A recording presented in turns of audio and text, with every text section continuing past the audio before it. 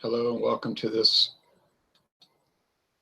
live event, a taste challenge between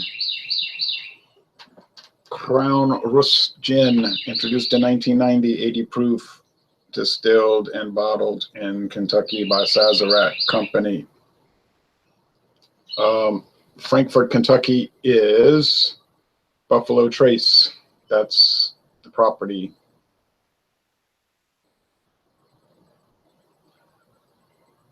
Although the label says B15293, so that's the 293rd day of 2015, and that's B, Bardstown. Okay, might be the Barton Brands distillery. Sazerac has two huge distilleries there.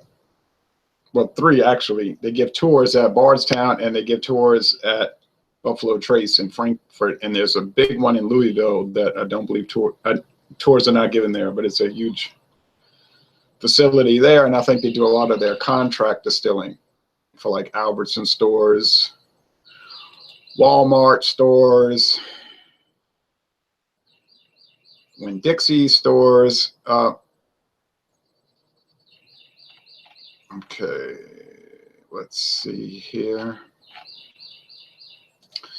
Then we have Clubhouse Gin, introduced, I don't know, I cannot find out, could not find out.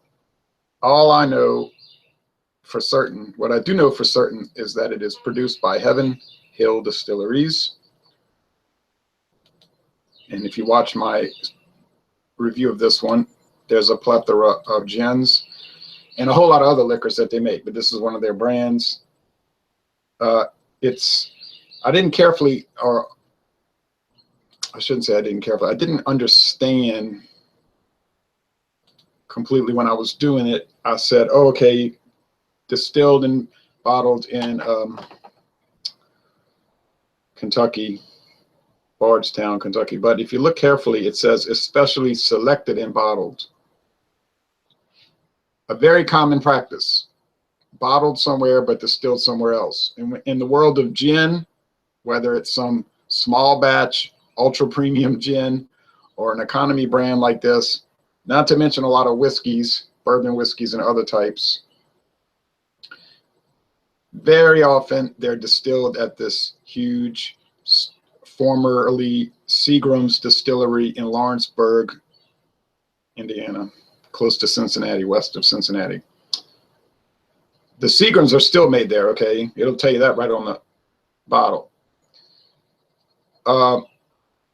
But it's now owned by Midwest Grain Products, MGP. And they do all types of distilling. And I know it has to be that because if you could see the code on the back of this bottle, or is it on one of the other? Yeah, there's something about an L. An L. And the bottle says 07, but the code is saying 04, and I guess it was distilled in 2004 and then aged or whatever, and then they shipped it down there and they bottled it. Doesn't really matter. All right, and I was thinking, I'm not going to do this taste challenge because who ever heard of Crown Russe in Clubhouse? Nobody's going to want to see that. But then I started thinking, wait a minute, just because it's not common in Louisiana, Crown Russe vodka is very common, okay? Like that's close to the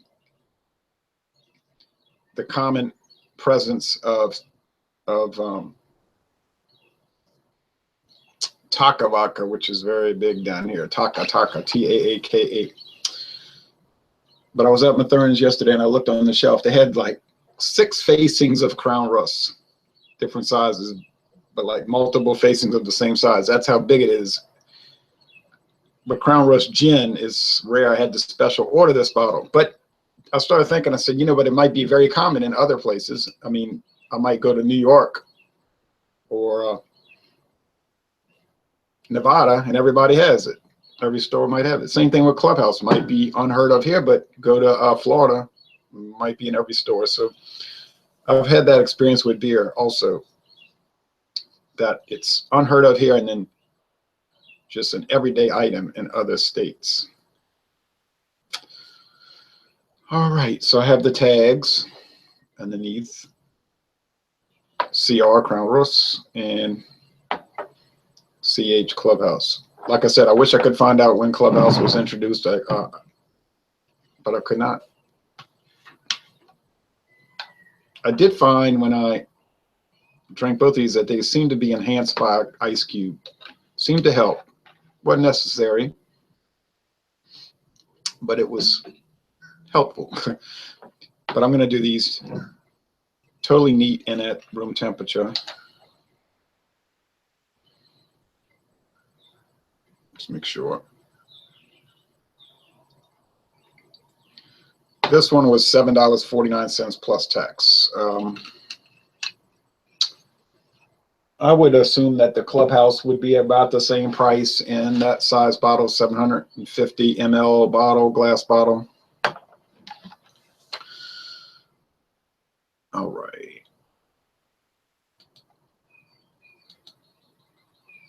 Bill McIntosh says, "Good morning, Ronald." Good morning, Bill.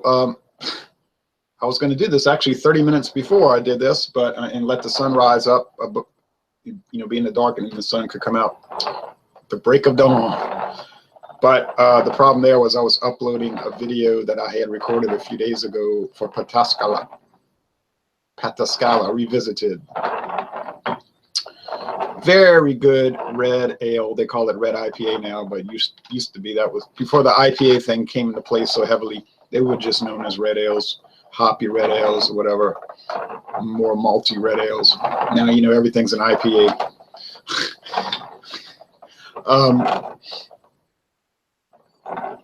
And that was an interesting review. You might want to see that one. I gave some odd descriptions of it, and that was what came to mind. And I think it's always best to do that. Whatever taste comes to mind, say it, no matter how bizarre it is, because it's probably the best practice, and then you get a more honest evaluation or an honest assessment. Well, same thing. All right, honest video review. All right, I have these well mixed, and I put about the same amount in there, about ounce and 3/4 in each. Clear as a bell, you know. Gin is made with grain neutral spirits and various spices, predominantly juniper berries. And if you look on the grain, the Midwestern Grain Products website, very good website, by the way. And they talk about how you can take a tour if you're a customer. Like if you're a company and you want to have a contract distilling deal with them, they have these tours. Now, as far as just a tourist, I don't think they do that, but maybe if you have a video review channel, they might let you do it. But anyway, and they were talking about how they're super expert at what they do, and they leave nothing to chance, and everything is perfect. And then they had this huge list of all the different things you can buy and ship back to your plant in Kentucky or wherever and bottle it. And then you can call it small batch or handcrafted and charge a huge up price on it. Or you can take a similar product and make it a budget. Anyway, that's one of those things about brewing and distilling that people aren't supposed to know about.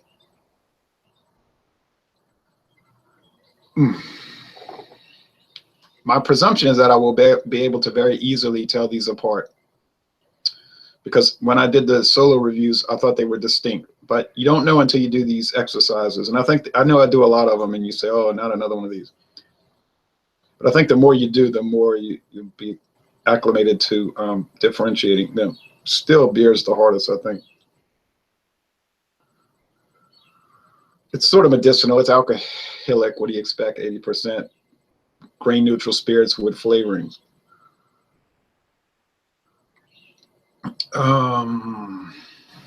Black pepper spice, maybe. Okay, all right, over here. It's there, but it's not as strong alcohol and milder spices. I'm already starting to think I know what they are, but tasting is the most important component.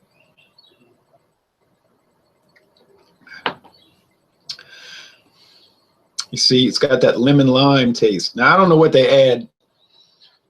And remember, this may have been distilled 13 years ago and then bottled 10 years ago. But I mean, I saw it covered, caked with dust in the back of the shelf at Hammond Quick Stop. Who knows where this came from? It might have come from a place that was flooded. I mean, he's got all these old bottles, and he even admitted to me he needed to do something, like he was negligent with this huge stash of liquor that he has. So I brought it home and washed it off with soap and warm water and made it look presentable. He was glad to sell it because he knew either I was going to buy it or no one ever was going to buy it. Especially if he had a cake with dust. I mean, I don't get that guy. But anyway, it's just one of those odd places. They don't say anything about flavorings. The Crown Russe does not either. Some of them will say like detail the flavorings. All right.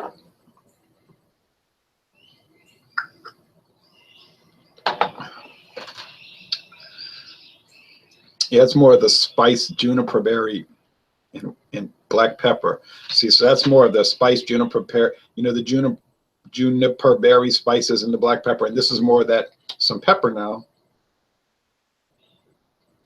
but more of that unusual lemon lime, almost like a Sprite or 7-Up. And I don't get it, but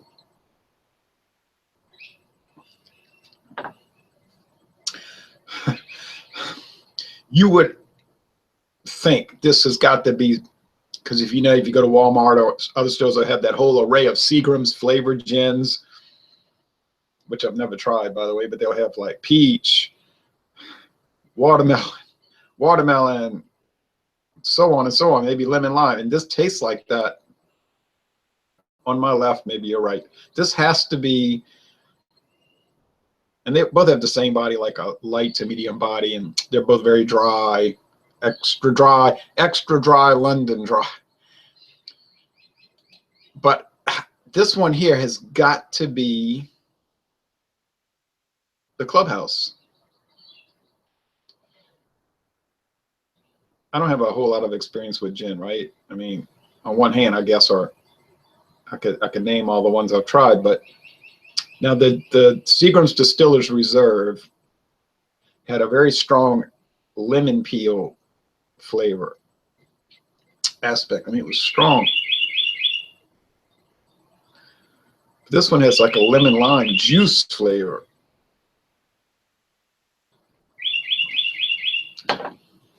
I mean, it's just out front. It's an out front lemon lime juice flavor.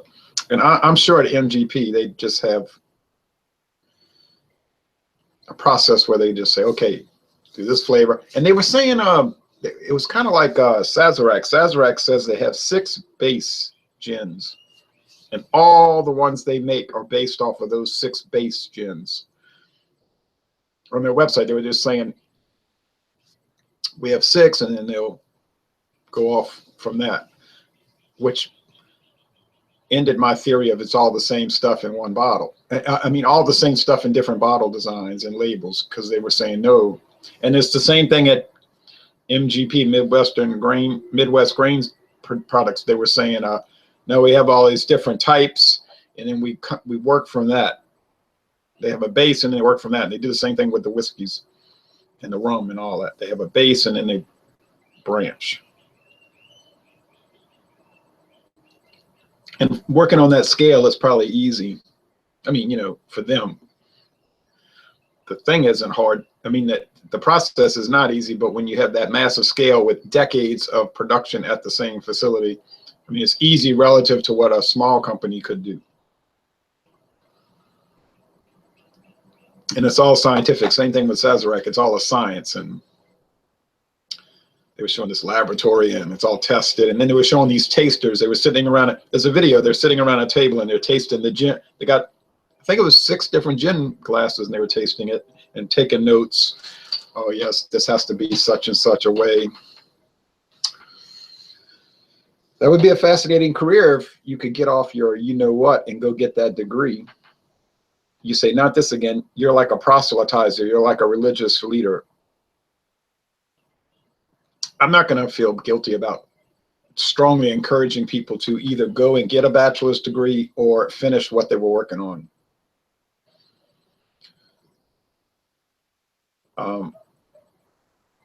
Just do the research. Where is that U.S. government website, College Navigator? You can plug in what career you want, and it'll match you with degrees you should get. And then it'll match you with the colleges that offer the degrees, and then it'll help you get the scholarships. And there's so much money that's returned every year that's not used. Not, you hear what I'm saying? Not used. Like, you could literally go to college for free. And now with the internet, you don't have to sit there and fill out and mail it. Usually you could just do all of this stuff online, you know, and you say, no, but I want to play video games and smoke marijuana and hang out at my house, live at my mother's house. I'm 26 years old and I'm going to do something, man. I'm going to get it together, man. But you have this dream, you know, you're going to work for a distilling company or a brewery. That's about all it's going to be as a dream if you're going to smoke marijuana and play video games all day. And you got to get it together, man. I've run across these people too many times. I swear it's like a virus permeating America, the virus of laziness. I helped this one student, senior in high school, get a full paid scholarship to a university in New Orleans. Full paid, room, board, food, books, everything. Oh, but he doesn't show up. The university called me like, what is he? He didn't show up. I was like, oh yeah, I forgot that he was an insane idiot.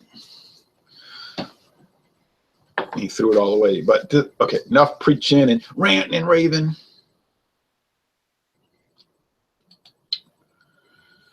I was not trying to stall for time. I was just trying to preach about getting something done. I think this is the clubhouse.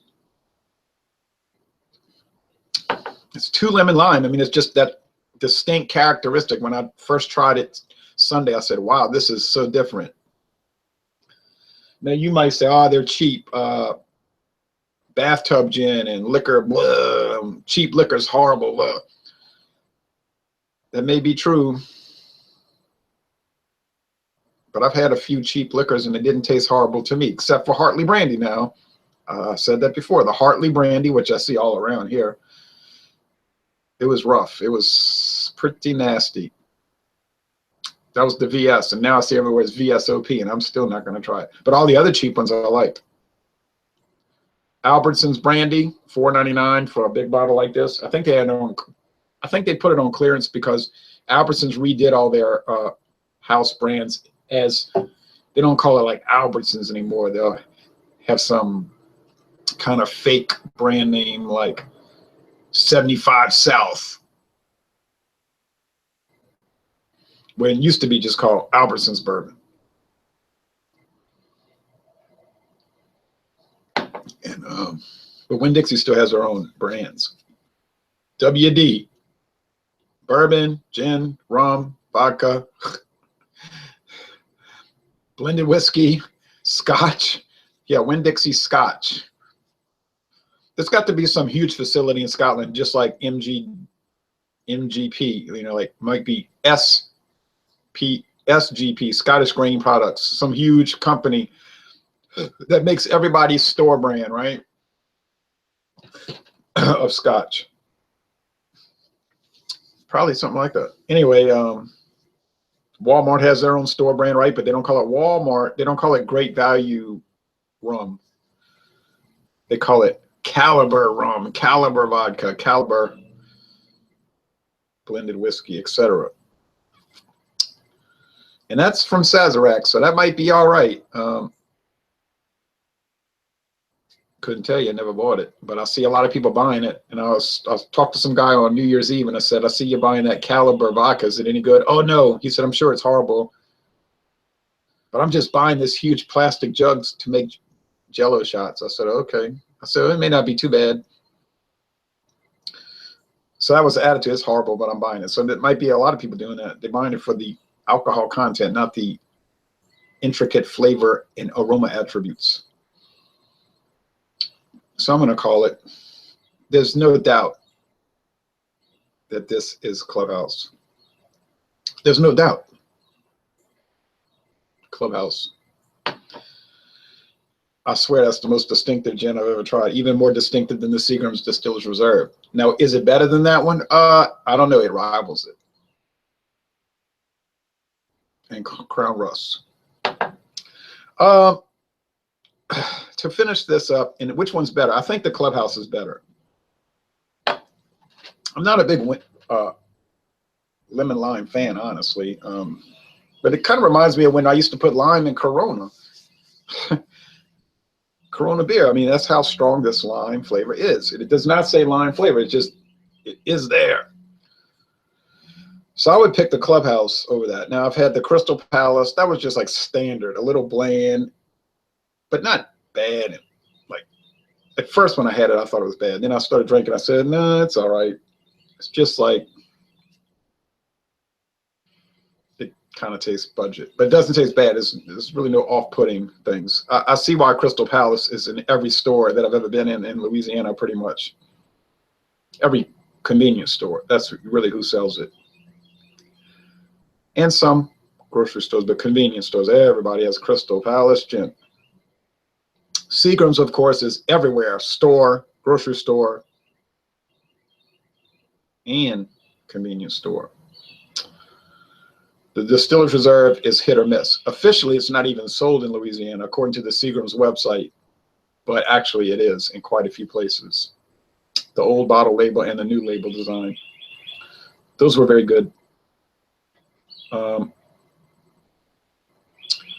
Taka gin was quite nice. Mims did a good job. And the Crown Russe is very good. But this Country Club is certainly distinctive. So if you ever see it, I would recommend it. I mean, I would really recommend. I would recommend Crown Russe too, but it's not going to be too unusual. Like it'll just be more standard. If you're used to gins, probably you just say, "Well, it just tastes like regular old gin." Gin, it's not that different from Seagram's. It really is not. It's just a lot cheaper because it's not a name brand. Same with Taka or Mims. They're just kind of standard. But this was sort of like a diamond in the rough so far. A diamond in the rough, right? Clubhouse. I expected bad things because it just, you know, when it's covered with dust and it's on the shelf and it's like a lonely little abandoned waif, abandoned child, and the label looks kind of